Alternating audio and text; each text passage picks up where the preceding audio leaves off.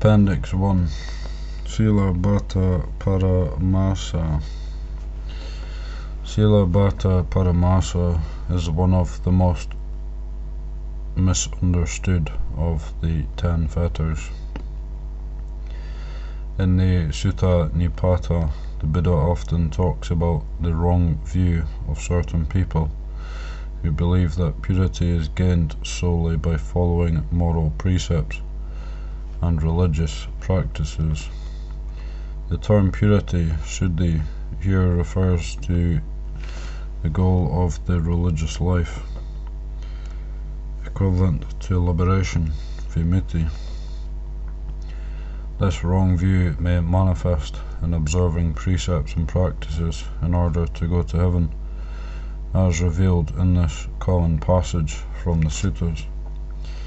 He has such a view as this: by this moral precept, or austerity, or asceticism, or celibate life, I shall become some kind of god or divine being.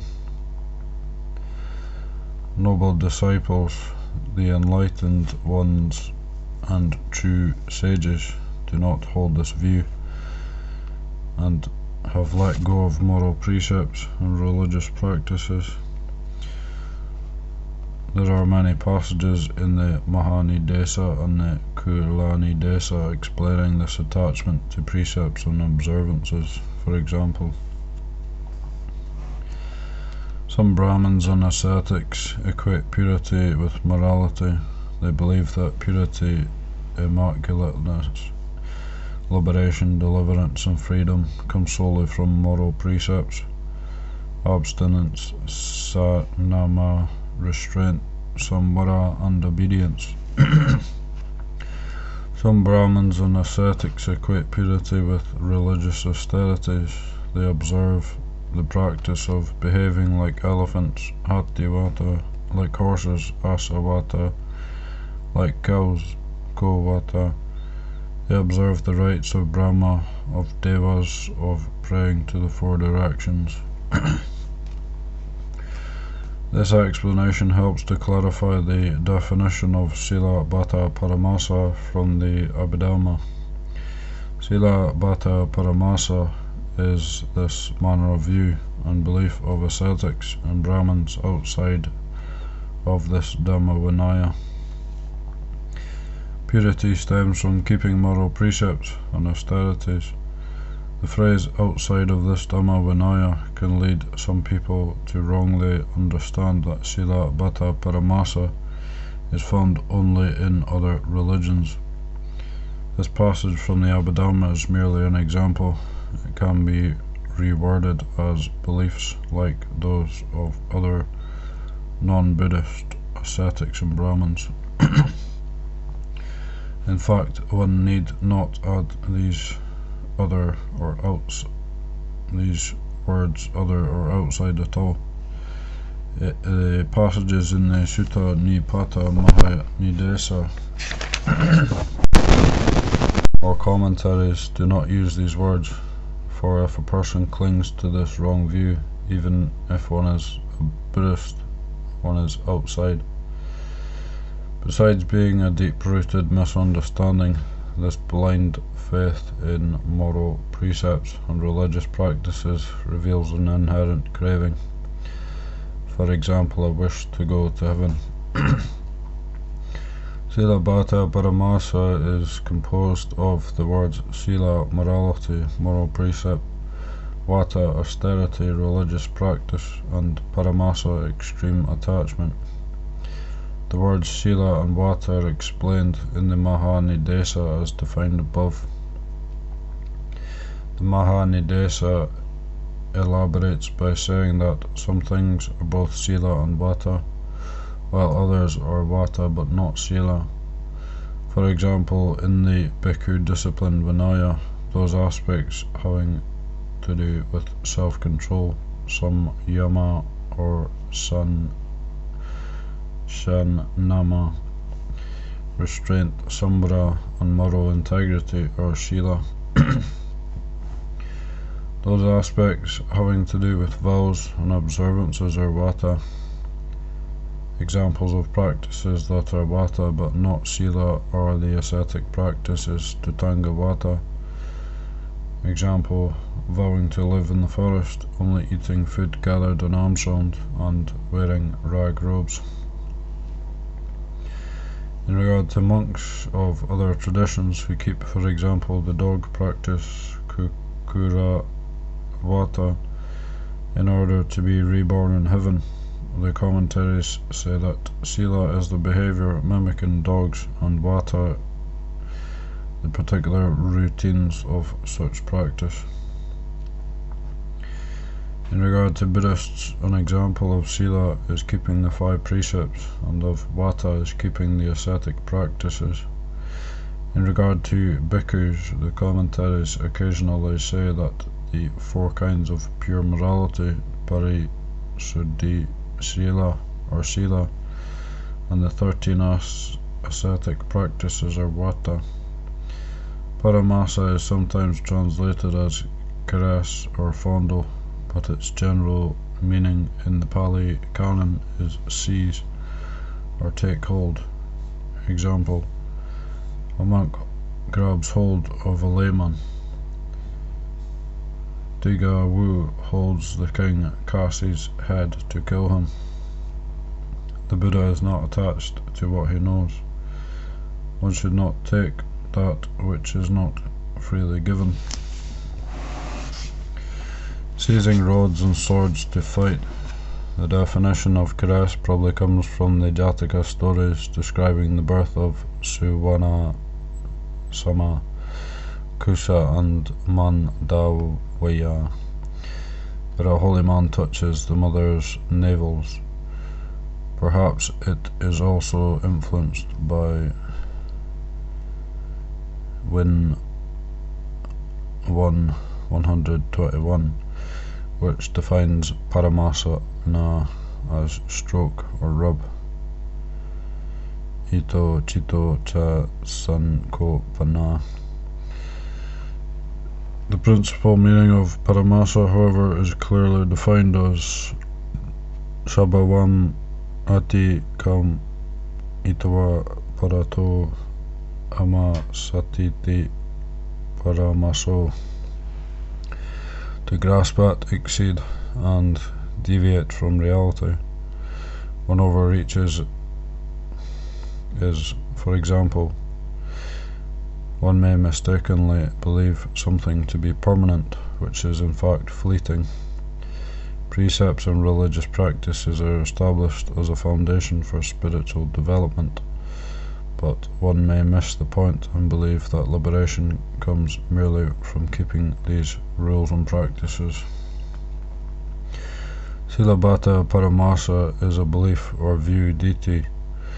One may ask how this fetter is distinct from the first fetter, Sakaya deity, which is also a belief.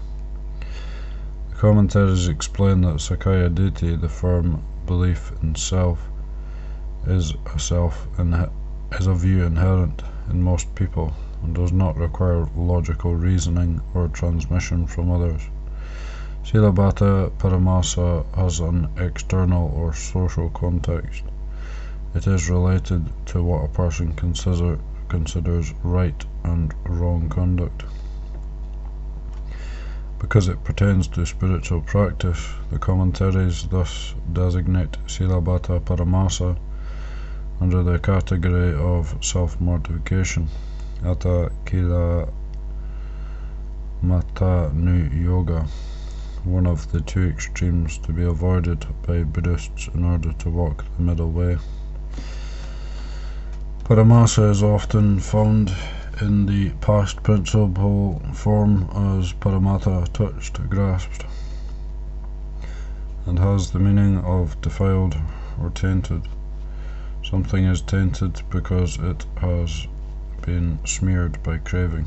One keeps rules and precepts to gain a reward, wealth, fame, praise, bliss, etc., or to be born in whatever state one's religion professes. Pure morality is called aparamata. It is not stained by craving. One follows moral standards with wisdom and independence. One is not enslaved to craving and fixed views. This is the Sila of stream enterers.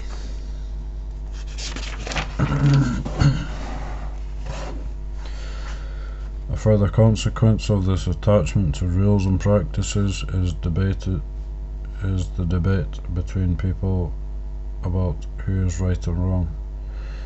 It can generate arrogance and conceit, looking down on those who are deemed less strict or less ethical. Sila Bhatta Paramasa results from people unquestioningly following others, a symptom of the blind leading the blind. Some people see rules and practices as sacred or magical rites and ceremonies. Others follow the rules unwillingly, seeing them as arbitrary commandments. They do not see the harm in transgressing the rules, nor do they see the benefits of restraint.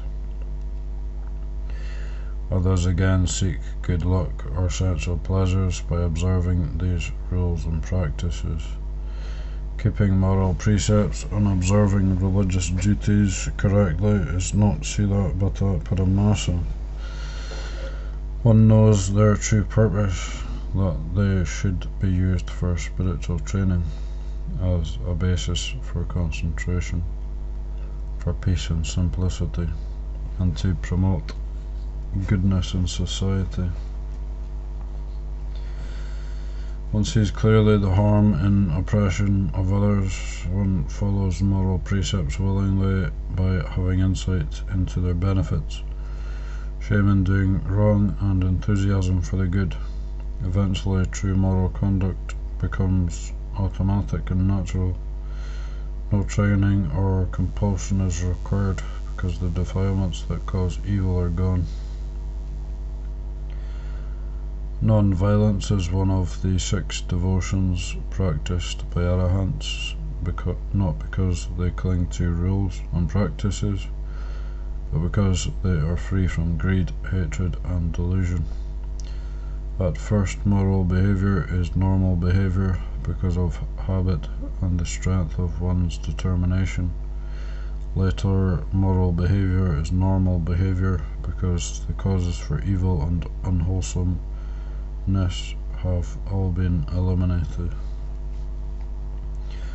One who keeps moral precepts correctly is called Sila Vatu Panna, endowed with ethics, or Sila Bhatta Sampanna, perfect in morality. To say that purity is gained by moral precepts is inaccurate, but to say purity is gained without moral precepts is also inaccurate.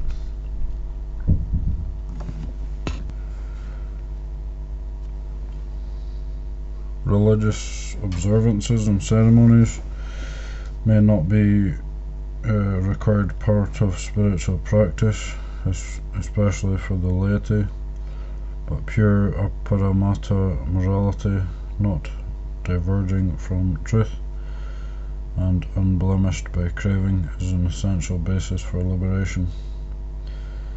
Here is a way of measuring conduct. If by keeping precepts and religious practices unwholesome qualities increase and wholesome qualities wane, then that conduct is incorrect. But if wholesome qualities increase and unwholesome qualities wane, then that conduct will bear good fruit. As long as one is unawakened putu jana, there will be some degree of clinging to and mistaken application of moral precepts and religious practices,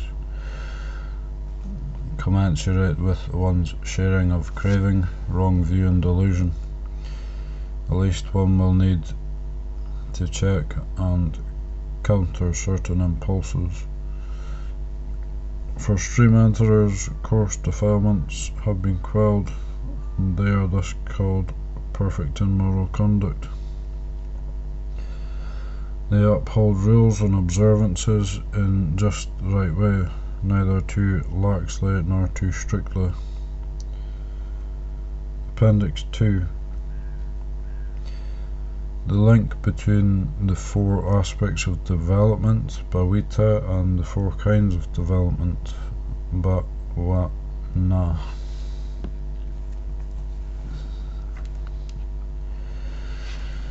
In the Tipitaka, although there are many passages in which Buddha mentions as a group the four aspects of an arahant's development, i.e. he or she is developed in body, bhavita kaya, developed in virtue, bhavita sila, developed in mind, bhavita citta, and developed in wisdom, bhavita panya. There is no single passage in which these four factors are defined together. There exists only cases in which one or a few of these factors are defined in specific circumstances, for example, by correcting a misunderstanding about one or more of these aspects of development. This may be because at the Buddha's time his disciples were familiar with these terms, and there was thus no need to define them. The passages containing definitions tend to be answers or explanations the Buddha gave to non-Buddhists, for example to wanderers and ascetics of other traditions. Similarly, the four kinds of development, bhavana, which lead to the factors of self-development, bhavita, are not found together as a group in the Tipitaka unless one counts the Burmese edition, which includes the Petakopadesa. This text includes the passage by way of the Eightfold Path. One also obtains the four kinds of development: moral development, sila bhavana; physical development, kaya bhavana; mental development, citta bhavana; and wisdom development, panya bhavana. Other passages in the Tipitaka mention at most three kinds of development. Following on from the threefold training, the Sangiti Sutta arranges three kinds of development as follows. The threefold training entails the training in higher virtue, Adi Shila Sika; the training in higher mind, Adi Citta Sika; and the training in higher wisdom, Adi Panya Sika. The three kinds of development entail physical development, mental development, and wisdom development. Note also that the term sila bhavana does not appear at all in the Tipitaka, apart from the Petakopadesa mentioned above. The term sila bhavana thus only exists inherent in the term bhavita sila. In contrast, the commentaries frequently mention all four aspects of development, bhavita, and all four kinds of development, bhavana, as unified groups, and provide a fair number of explanations for these terms. These explanations, however, sometimes conflict with one another. The terms citta bhavana and panya bhavana tend not to be a problem and are well understood. The confusion and contradictions tend to arise in regard to the terms kaya bhavana and sila bhavana, and in extension to the terms bhavita kaya and bhavita sila. The Petakopadesa cited above seems to give definitions variant from other texts for all four kinds of development, bhavana. Note the following passage. In respect to the four kinds of development, by way of right effort and right livelihood, the body is developed. By way of right speech and right effort, moral conduct is developed. By way of right thought and right concentration, the mind is developed. By way of right view and right mindfulness, wisdom is developed. By way of these four kinds of development, these two factors come to fulfillment.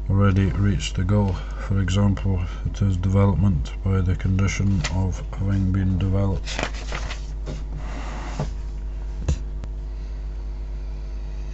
Appendix 3. The Learned Ones, Sutta Want. Noble Disciples, Arya Savaka, and Noble Dhamma, Arya Dhamma. The expression learned noble disciple, Suttavant or Suttava Arya Savaka, is always paired with the expression untaught ordinary person, Asuttava Putujana, which is explained as an untaught ordinary person who has not seen the noble ones and is unskilled and undisciplined in their Dhamma, who has not seen true men and is unskilled and undisciplined in their Dhamma. The commentaries explain untaught ordinary person as a blind or foolish person, Anda Putujana or Anda Bala Putujana.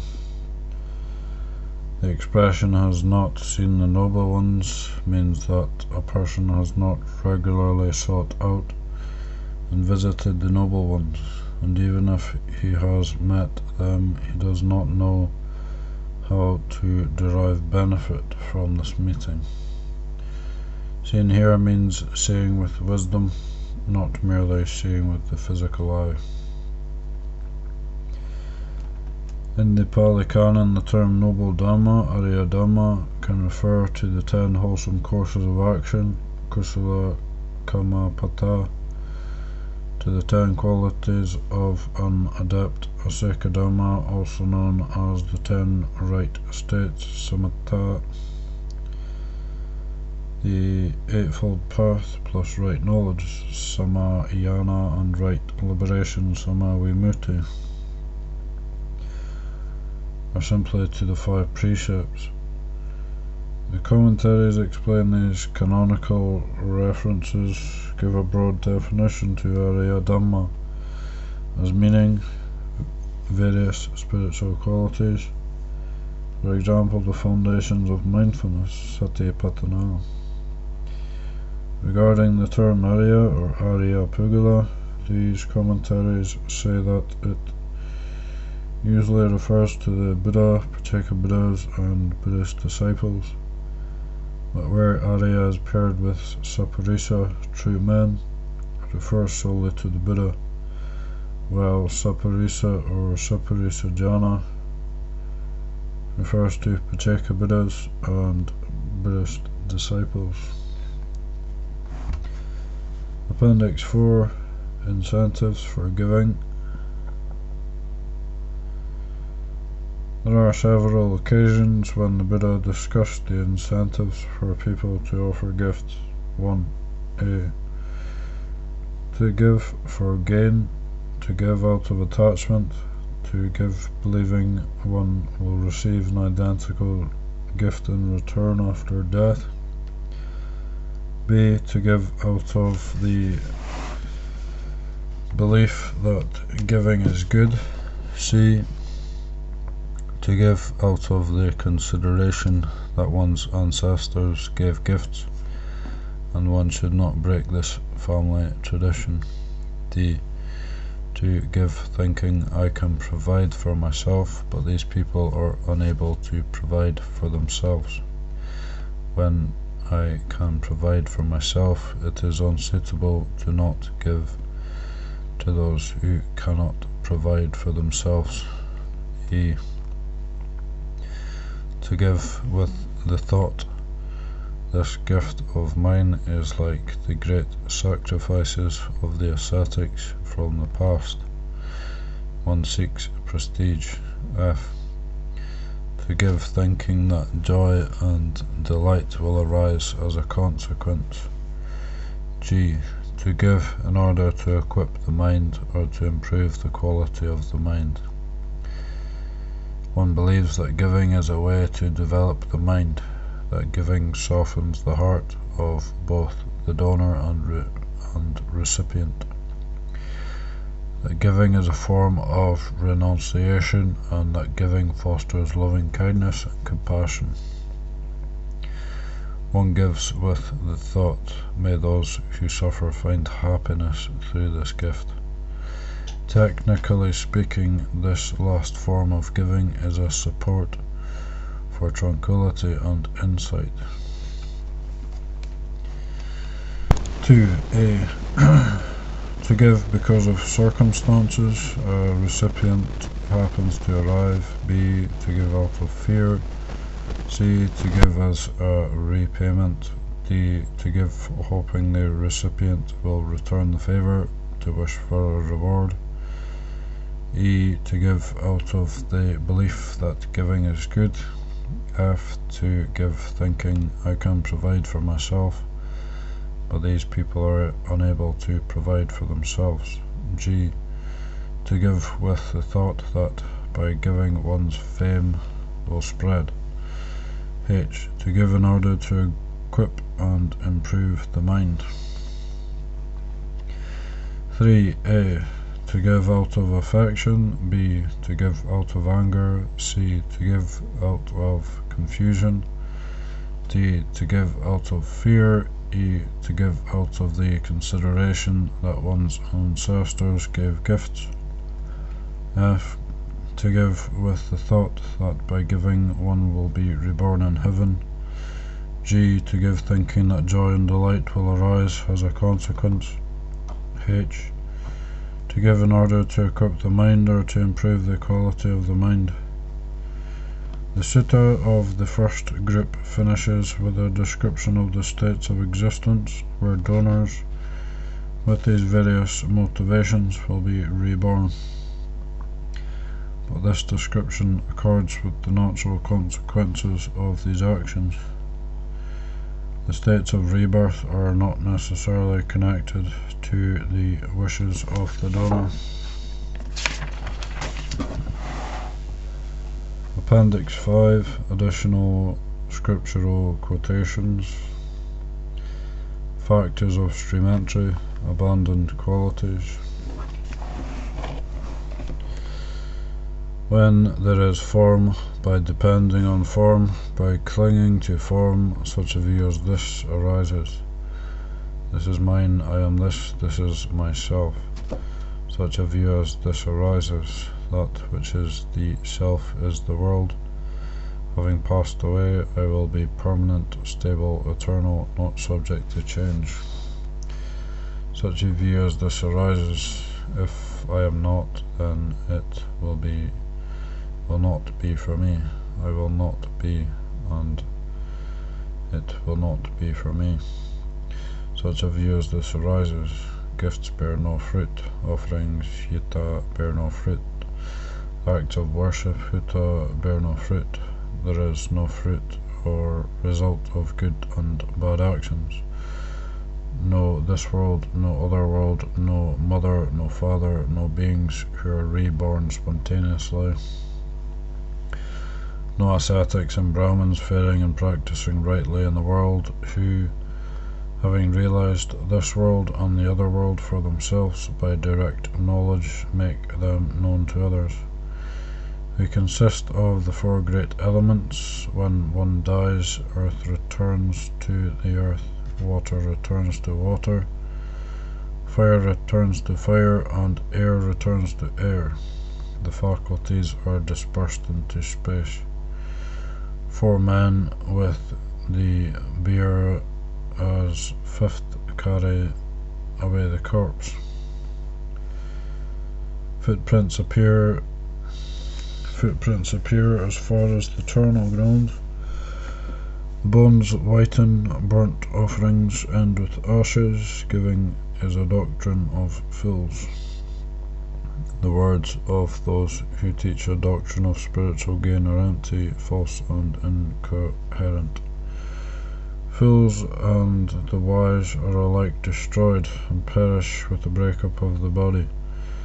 After death they do not exist. Such a view as this arises when one acts or makes others act. slaughters or makes others slaughter, torments or makes others inflict torment, inflicts sorrow or makes others inflict sorrow, oppresses or makes others inflict oppression, harasses or makes others inflict harassment, when one destroys life, steals, burgles, plunders, breaks into houses, ambushes highways, seduces another's wife, tells lies, no evil is done by the doer.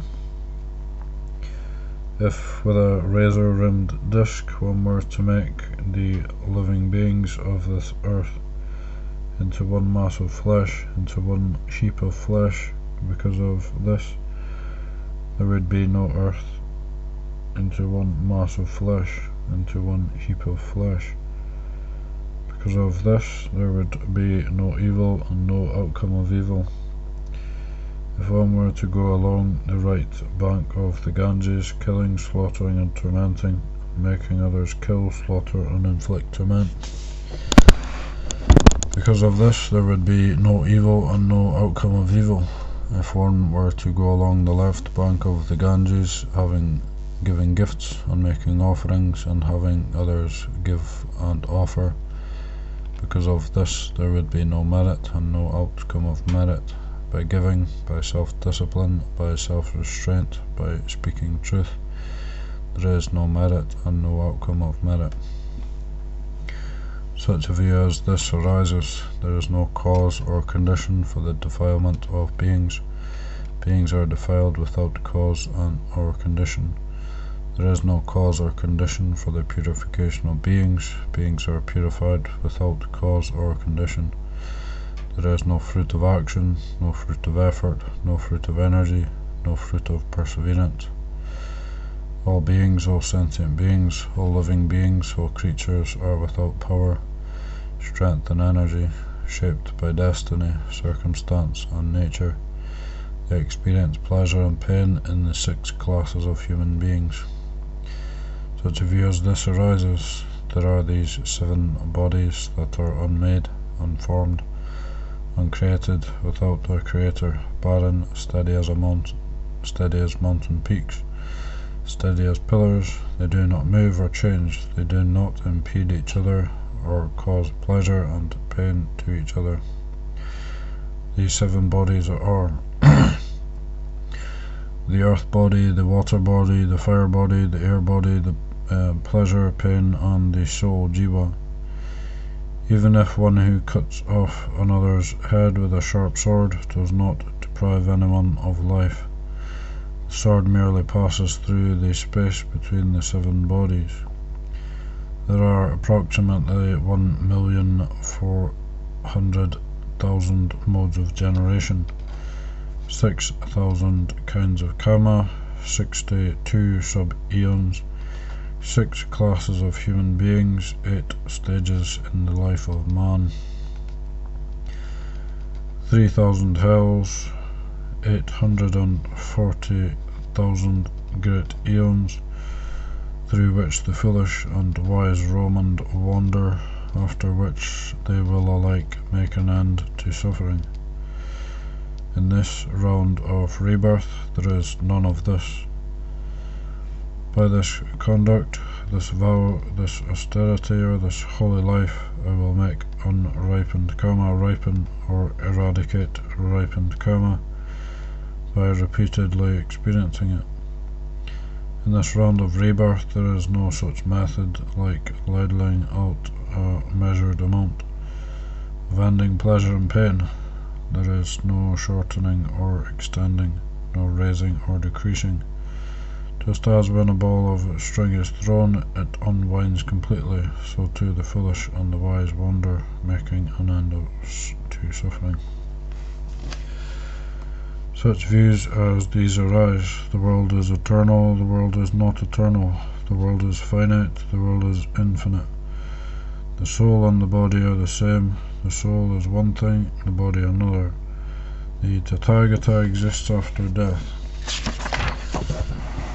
The Tathagata does not exist after death. The Tathagata both exists and does not exist after death.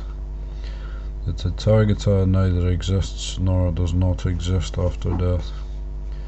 What do you think, bhikkhus? Is physical form, feeling, perception, volitional formations, consciousness permanent or impermanent? That which is seen, heard, sensed, cognized, attained, sought after, and contemplated by the mind, is that permanent or impermanent? Impermanent, Venerable Sir. Is that which is impermanent oppressive or easeful? Oppressive, Venerable Sir. But without clinging to what is impermanent, oppressive, and subject to change, could such a view as that arise? No, Venerable Sir. When a noble disciple has abandoned doubt in these 6 cases, and when he has abandoned doubt about suffering, the cause of suffering, the cessation of suffering, and the way leading to the cessation of suffering, this noble disciple is called a Srimantara, no longer bound to perdition, sure in destiny, with enlightenment as his destination.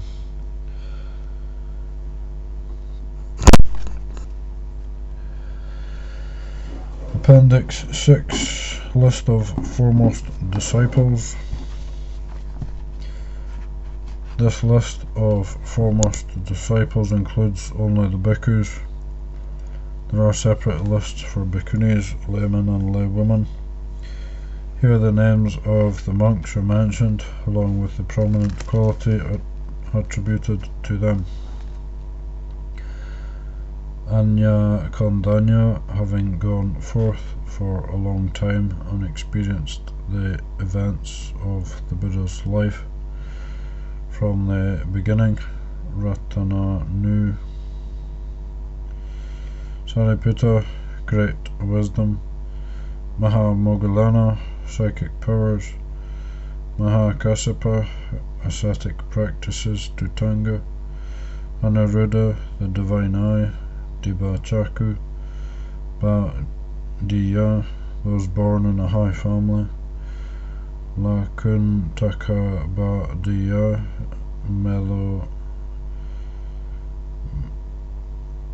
melodious voice. Pindola Bharadava, uttering the lion's roar. Sihanada, Puna Mantanipata, speaking the Dhamma.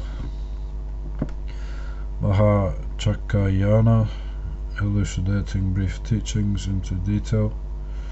Kula Pantaka, creating a physically, psychically formed body. Manomaya Kaya. Kula Pantaka, competent in turning away from samsara by way of the citta. Cheto Vata. Mahapantaka, competent in turning away from samsara through wisdom. Panya Vata. Subhuti, living remote and in peace. Rana Vihari, Subhuti, worthy of offerings. Revata Kadiravaniya, living in the forest. Kankarevata, adept at jhana. Sona Koli Visa, resolute energy. Sona Kuti Kana, beautiful speech. Sivali, receiving gifts. Vikali, liberated by faith. Rahula, love of training. Ratapala, ordaining out of faith. Kundadana, receiving meal invitations. Vangisa, perspicacity. Vipassana, one Gantaputta, inspiring confidence. Daba Malaputta, appointing lodgings. Pilinda Vacha,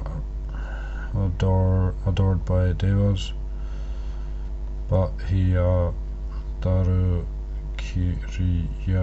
enlightens quickly. Kumara Kassapa, varied and versatile discourse. Mahakohita, analytic insight. Ananda, erudite.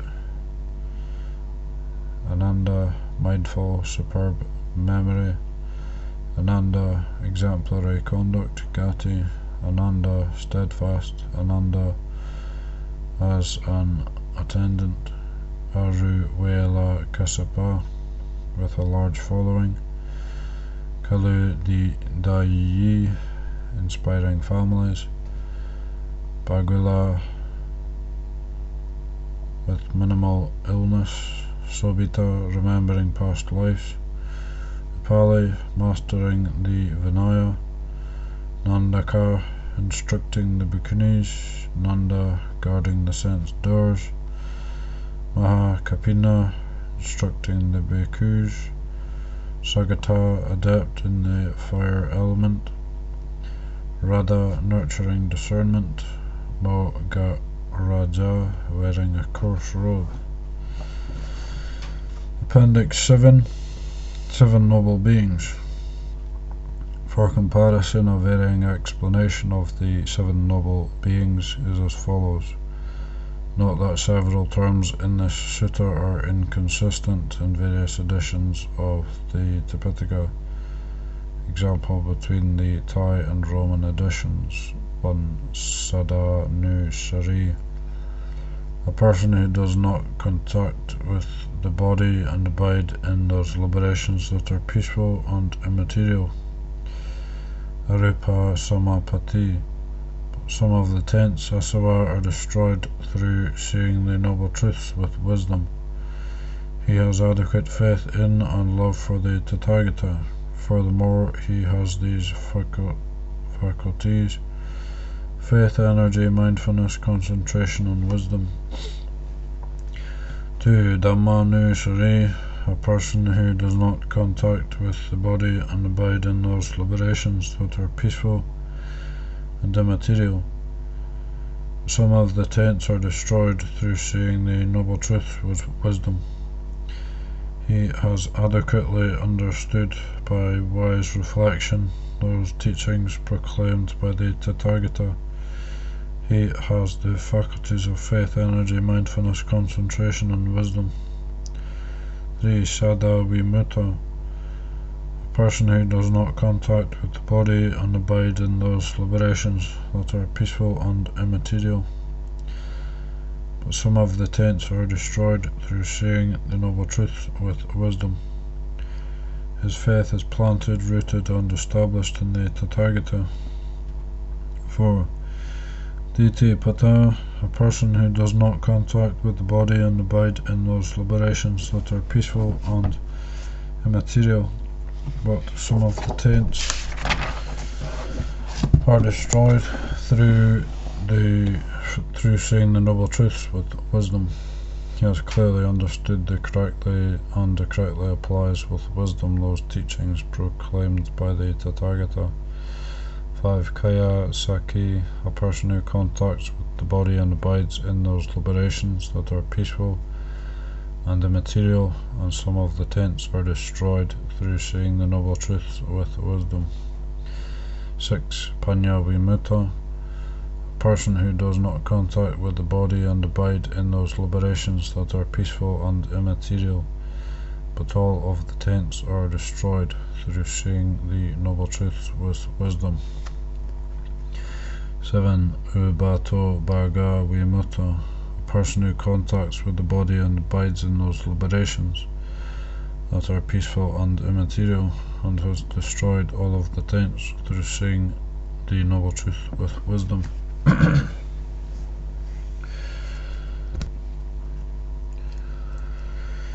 Appendix 8. 4 kinds of faith. There is a group of factors established in a later period of time dividing faith belief into 4 kinds. 1.